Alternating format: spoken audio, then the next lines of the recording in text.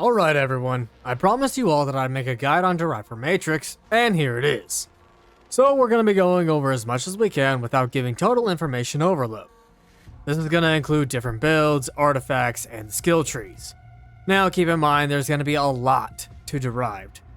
As such, I feel the need to add a disclaimer that it is possible that I missed something along the way, or perhaps made a mistake somewhere. If I did, I'll leave a note in the pinned comment if someone finds the mistake. I also want to add that I also don't have any idea if Kuro Games is going to add anything else to Derived, or if this is it. If they do add stuff down the line, I'll make a video covering that specific subject if I need to. So before we begin, if you like these types of videos, make sure to show support by dropping a like and subscribing and hitting that notification bell. Without further ado, let's get into the video. So to start, let's go over what Derived for Matrix is exactly. Derived for Matrix could be considered the spiritual successor to the ever-popular game mode, Cursed Waves, a fan favorite and a personal favorite as well. Derived is a roguelike where the idea is to pick up buffs and enhance your units before going into battle. There's multiple different endings to Derived, just like with Cursed Waves, something we'll be covering a bit later on in the video. There is 3 difficulty levels to Derived: a normal, hard, and nightmare mode. I'd recommend players who don't have a whole lot of investment in their units stick to normal and hard. However, if you have decently strong units, even being free to play, then nightmare is 100% doable. Now obviously you can use your own units. However, unlike Cursed Waves, you don't have to get lucky and find them from a character selector. Instead, you have access to the entire roster, save for collab characters. There is even trial variants available if you don't have a unit but want to play as them. However, trial variants are pretty crap, so avoid using them if at all possible. Now you will have something called recruit energy, and every character has a certain amount of recruit energy, with all Gen 2 and Gen 3 units having 4 or more, A-rank characters having only 1, and S-rank Gen 1 units having only 2.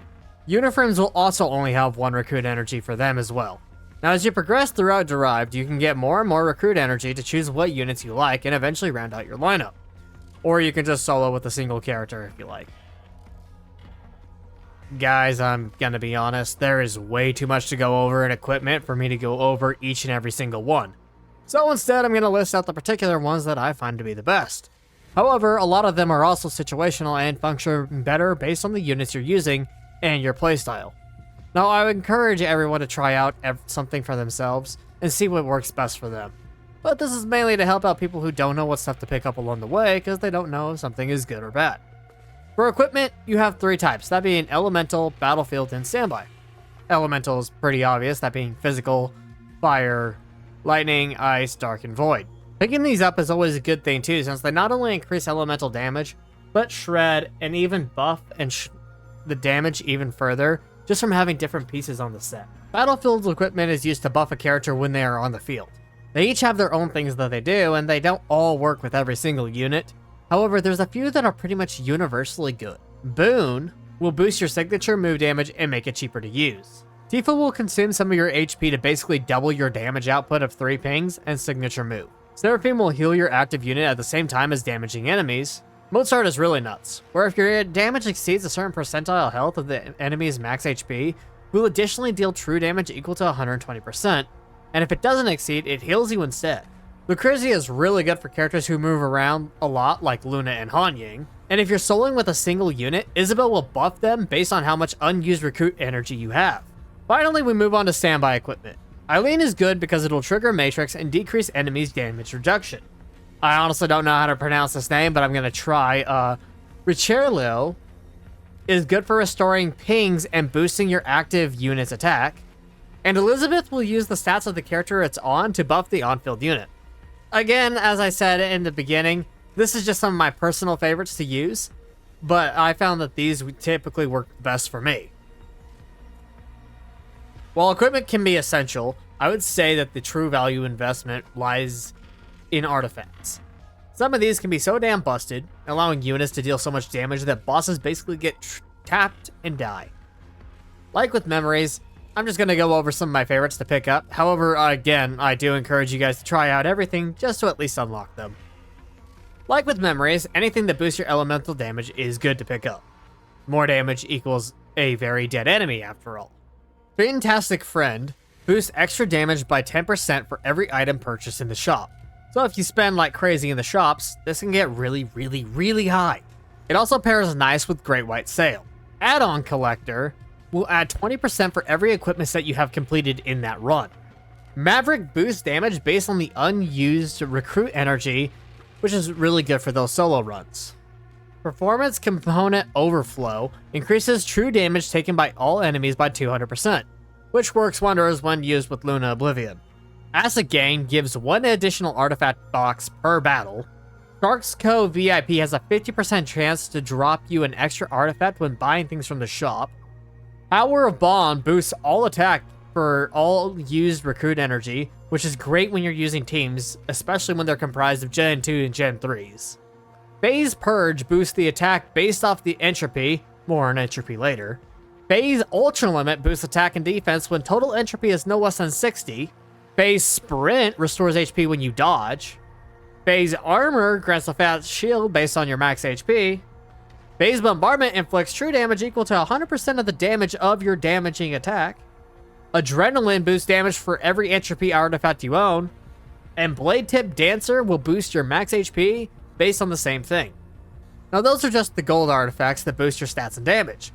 There are also purple, which is basically second level or 4-star variants. And then blue level, which is basically your 3-star variants. Just pick ones that boost your damage, stats, or give you a shield, and you should be good. Also, keep an eye out for entropy-based artifacts since they will give you a pretty big boost if you meet the requirements. Collapse artifacts, on the other hand, will buff enemies, which gives you more overflow value after each run, something we'll go over a bit later as well. And finally, we have the artifacts that you'll pick up as you go along the routes. Something that I'll go over when I make a separate guide for getting all the endings. These artifacts don't give you buffs, but are typically required for certain interactions, and of course, all of the endings. There is 2 different skill trees, and both require these things called modems to work. You obtain modems by raising reprint levels of your characters. You raise the reprint level by playing Derived from Matrix, with different units. The maximum reprint level is 12, and after that you no longer obtain modems from using said character. Now there is a variety of buffs you can obtain, and honestly they're pretty important to get, but mainly focus on increasing attack and HP right when you start. This will allow you to hit much harder and survive much longer in harder difficulties. Now if you're already comfortable, I would recommend going for the big circles, namely the shop discount, since it will allow you to save processing units and perhaps buy even more buffs in the shop. Deployment 1 and Imprint 1 are also extremely important on the first tree as well, as they both give extra artifacts right when you first start a round in Derived. On to the beta skill tree. Quantization is probably the big one you want to get first, followed by Entropy Change 1, and then just max out the tree. Once you get a tad into Derived, you may see an option that says Alternative Projection. This will affect a variety of things, including buffing the enemies. The higher your alpha or beta entropy is, it raises the chances of entropy-related events occurring. There is also entropy buffs to be considered as well, so basically get your entropy high if you decide to go down this route. So the more you complete runs, the more you will accumulate overflow value. Overflow value will increase the chances of triggering iterative projection, which in summary is them giving you a choice of free character to use without it consuming recruit energy. Now there are some achievements you can get, which will give you a collectible, a sticker, a profile picture of the super cute Genevieve, and the profile frame. Obviously, whether you decide to go after them is up to you, but just complete them as you go. You also shouldn't underestimate the amount of rewards you can get from just playing Derived. So I highly recommend going in and just doing a round here and there and collecting rewards. The higher the difficulty, the more rewards you get. Anyways, guys, that's going to do it for part 1 of my Derived from Matrix guide. Part 2 will be covering all the different endings and how to get them. So look forward to that. If you liked the video, consider dropping a like and subscribe as it really helps my channel out. I stream over here on YouTube, so maybe come and hang out sometime. Finally, I have a Discord full of PGR and WUA homies who love to hang out and have fun, so why not join it? With that, everyone, have a great day and I'll see you on the next video.